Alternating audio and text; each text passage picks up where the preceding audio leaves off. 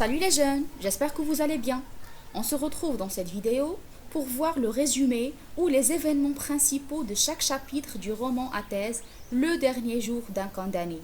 D'abord, nous allons commencer par un résumé global de ce roman.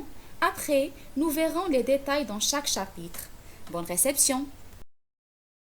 Le dernier jour d'un condamné est un réquisitoire contre la peine de mort, où chaque argument prend la forme d'une pensée émouvante et douloureuse, d'un trait d'humour incisif ou d'une image puissante et bouleversante. Victor Hugo, pour écrire ce plaidoyer pour la peine de mort, se sert d'un personnage principal qui est un condamné à mort, obsédé par l'idée de la mort. Ce condamné nous parle de son séjour à Bicêtre, puis à la conciergerie, et il décrit les préparatifs de son exécution. Tout au long de ce roman, il exprime ses sentiments sur sa vie antérieure, c'est-à-dire son passé de liberté, et il nous fait part de ses dernières pensées, de ses angoisses et de ses souffrances quotidiennes qu'il subit lors de son emprisonnement. Malheureusement, il aura une fin tragique, car il sera exécuté sous les hurlements et les réclamations du peuple qui voit sa mort comme un spectacle.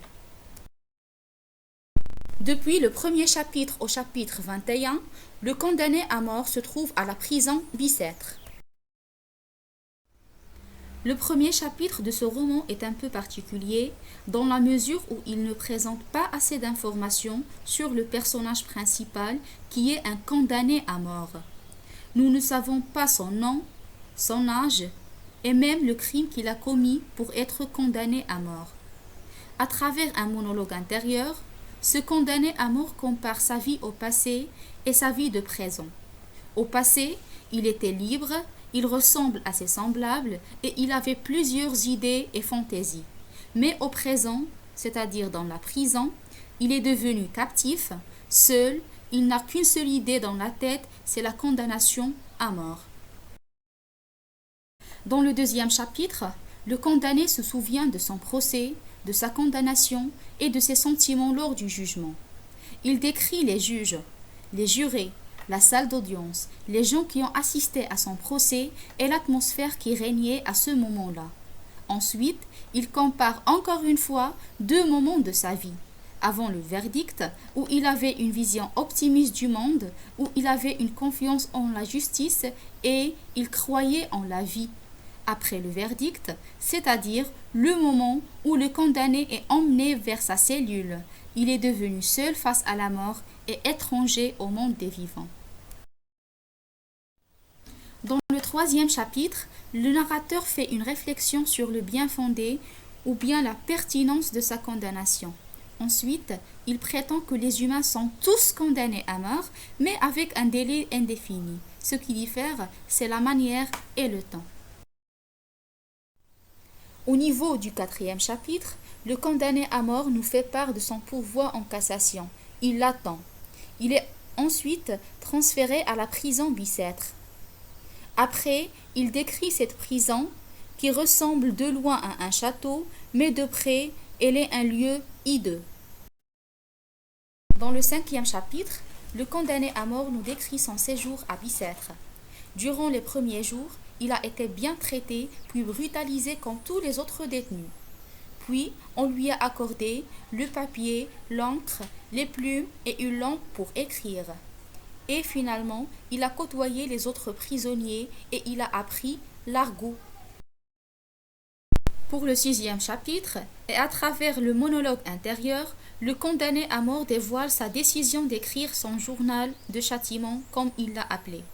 Il a expliqué ses raisons d'écrire. D'abord, il écrit pour lui-même, pour se distraire et oublier toutes ses angoisses. Ensuite, pour ceux qui jugent, afin que leurs mains soient légères ou bien moins légères quand il s'agit de condamner quelqu'un à mort. C'est sa contribution à lui pour abolir cette peine capitale. Dans le septième chapitre, le narrateur espère qu'on s'intéresse un jour à son cas et que son journal de souffrance, comme il l'a appelé, puisse être utile à d'autres. Comme ça, il participe à l'abolition de la peine de mort. Pour le 8e chapitre, et dans l'attente de son pourvoi en cassation, le condamné compte le temps qui lui reste à vivre, 6 semaines dont il a déjà passé 5 ou 6 semaines. Il ne se rappelle pas exactement. Après, il s'aperçoit soudainement qu'il est à son dernier jour. Dans le 9e chapitre, le condamné fait son testament. En le faisant, il pense à sa famille, sa mère et surtout sa fille de 3 ans. Ici, le narrateur décrit sa cellule ou bien son cachot de l'intérieur vers l'extérieur. C'est une cellule qui est privée de fenêtres. Il décrit également le corridor et les cellules réservées aux bagnards et celles réservées aux condamnés à mort. Le condamné n'arrive pas à dormir. Il décrit alors les murs de sa cellule. Mais il était pris de peur et d'affolement dès qu'il a vu l'échafaud dessiné sur le mur. Toujours privé de sommeil, le condamné remarque les noms des prisonniers qui l'ont précédé dans son cachot. Il découvre sur les inscriptions murales les noms de 4 criminels célèbres passés par la même cellule, comme Papavoine, un tueur d'enfants. Le condamné est pris de panique, de nouveau, à l'idée de la mort. Le 13e chapitre est l'un des chapitres les plus marquants de ce roman, où le narrateur-personnage se rappelle d'un événement particulier qui a eu lieu il y a quelques jours dans la cour de la prison. Il s'agit du départ des forçats au bagne de Toulon. Il rapporte cet événement comme un vrai spectacle en 3 actes. Premièrement, la visite médicale. Deuxièmement, la visite des geôliers. Et troisièmement, le ferrage. Il évoque ensuite le traitement inhumain réservé à ces condamnés. Et vers la fin, il s'évanouit.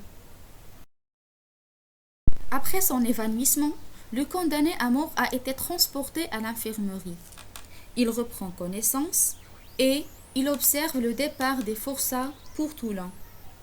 Après, il réalise que la situation des condamnés à mort est meilleure que celle des forçats. Après son retour au cachot, le condamné est à nouveau obsédé par l'idée de sa condamnation à mort. Il espère s'évader ou avoir la grâce royale. Ensuite, le narrateur se souvient que lorsqu'il était à l'infirmerie, il a entendu une jeune fille de 15 ans fredonner une chanson en argot qui parle de la mort. Encore une fois, le narrateur fait le même rêve, c'est celui de s'évader. Mais son rêve est interrompu par la réalité de l'incarcération, c'est-à-dire de l'emprisonnement et de la mort. Le guichetier entre dans le cachot du condamné et lui demande avec une politesse exagérée ce qu'il désire manger. Dans le 19e chapitre, le directeur de la prison rend visite au prisonnier et il lui demande s'il se plaint d'un quelconque mauvais traitement. Là, le condamné à mort a compris que l'heure de son exécution est venue. Dans le 20e chapitre, le condamné à mort, terrifié, il imagine la prison comme un monstre moitié humain, moitié gris, ou comme un verrou qui l'enferme, le surveille et le torture. Dans le chapitre 21, l'huissier et le prêtre rendent visite au condamné pour lui annoncer 2 choses. Premièrement, son pourvoi en cassation est rejeté. Deuxièmement, son exécution est décidée pour le jour même. Du chapitre 22 au chapitre 47, le condamné se trouve à la conciergerie. Dans le chapitre 22, le condamné narre son transfert à la conciergerie. Il décrit ensuite la foule assoiffée de sang qui s'est déjà attroupée pour ne pas manquer l'exécution. Dans le chapitre 23, le condamné nous raconte plusieurs événements. D'abord, l'huissier le remet au directeur. Ensuite, et dans un cabinet voisin, il rencontre le prochain condamné à mort qui prendra sa place dans la cellule de Bicêtre. Ce dernier, qui est fils d'un ancien condamné à mort à son tour, lui raconte son histoire. Ensuite, le narrateur échange par peur sa redingote contre une vieille veste de l'autre condamné. Et vers la fin, le condamné est reconduit à une chambre en attendant son exécution. Après, le condamné regrette l'échange de sa redingote avec l'autre condamné. Le condamné décrit comment il est amené dans une cellule qui est équipée d'une table, d'une chaise et tout pour écrire. Mais il est sous la surveillance d'un gardien pour l'empêcher de se suicider. Il est 10 heures, le condamné écrit une lettre à sa fille Marie, dans laquelle il exprime toute sa douleur et sa souffrance. En essayant d'écrire la lettre à sa fille Marie, et toujours plongé dans ses idées de souffrance, le condamné n'ose pas écrire le mot guillotine. Dans le chapitre 28, le condamné se souvient de l'installation d'une guillotine sur la place de Grève où il a assisté à une exécution. Ensuite, il imagine comment sera son exécution. Il est 11 heures et les préparatifs ont déjà commencé. Malgré les souffrances, le condamné à mort garde toujours espoir et il pense à la grâce royale. Après, il se révolte encore une fois contre la peine de mort. Dans le 30e chapitre, le prisonnier reçoit une deuxième visite du prêtre qui vient pour le consoler. Il le renvoie car il souhaite rester tout seul pendant sa réflexion. Après, le condamné apprend que l'architecte de la prison envisage de rénover les murs de la cellule au cours de l'année suivante. Dans le chapitre 32, un autre gendarme vient pour surveiller le condamné. Ce gendarme est accro à la loterie.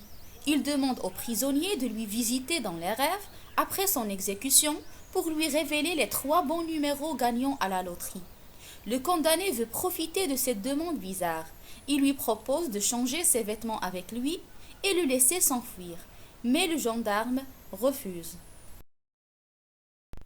Le condamné à mort se plonge encore une fois dans ses rêves.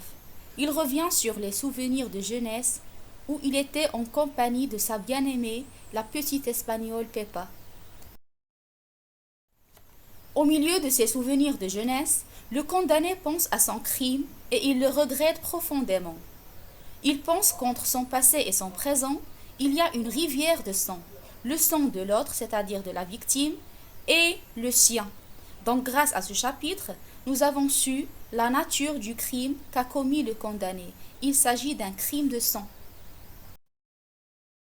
Le narrateur envie les gens ordinaires qui vivent leur vie quotidienne et simple. Dans ce chapitre, le condamné se souvient du jour où il est allé voir la cathédrale de Notre-Dame de Paris et le moment lorsqu'il a évité une chute mortelle. Il lui semble qu'il est encore dans la tour du Bourdon. Le condamné revient à la description et il décrit brièvement l'hôtel de ville en se rappelant la grève au moment des exécutions observées par les spectateurs. Ensuite, il recompte les heures. Il ne lui reste que 2h45 à vivre. Il ressent des douleurs physiques violentes. Ensuite, il imagine comment il va vivre le moment de son exécution, ce qui lui fait souffrir davantage. Malgré tout, le condamné à mort garde une lueur d'espoir. Il pense au roi Charles X. Il espère toujours être gracié. Le condamné, ému, demande un prêtre pour se confesser et un crucifix à baiser, tout en décidant d'affronter la mort avec courage. Après l'arrivée du prêtre, le narrateur a dormi pour quelques instants, mais il fait un cauchemar. Après, on lui annonce l'arrivée de sa fille. Enfin, le condamné reçoit la visite de sa fille Marie, mais cette dernière ne l'a pas reconnu car elle croit qu'il est déjà mort. C'est normal parce qu'ils ne se sont pas vus pendant une année. Donc, triste, le condamné pense que rien ne le rattache à présent à vie et il se laisse conduire à la mort. 1 heure seulement reste avant l'exécution du condamné à mort. Ce dernier imagine le déroulement de son exécution. Il pense au bourreau, à la foule, aux gendarmes et à la place de Grève. Le condamné repense à la foule, en train d'applaudir, et à tous les condamnés à mort qui seront exécutés après lui dans l'indifférence totale. La fillette du condamné vient de partir. Ce dernier se demande s'il a encore le temps de lui écrire quelques pages. Il veut se justifier devant les yeux de sa fille. Dans le 47e chapitre, nous avons une note de l'éditeur présumant que les pages sont ici marquantes, perdues ou peut-être le condamné n'a pas eu le temps d'écrire son histoire. Dans les chapitres 48 et 49, le condamné à mort se déplace de l'hôtel de ville à la place de grève. Le condamné est dans une chambre à l'hôtel de ville et à 3 heures, on vient l'avertir qu'il est temps. Le bourreau et ses deux valets lui coupent les cheveux et le collet avant de lier ses mains. C'est ce qu'il appelle la toilette du condamné. Le condamné se dirige ensuite vers la place de grève, devant une foule effrayante qui hurle. Le dernier chapitre du roman est un chapitre pathétique et tragique par excellence, où le condamné supplie un commissaire de lui accorder encore 5 minutes dans l'espoir d'obtenir une grâce au dernier moment. Mais, à 4 heures de l'après-midi, on vient chercher le condamné pour l'exécuter.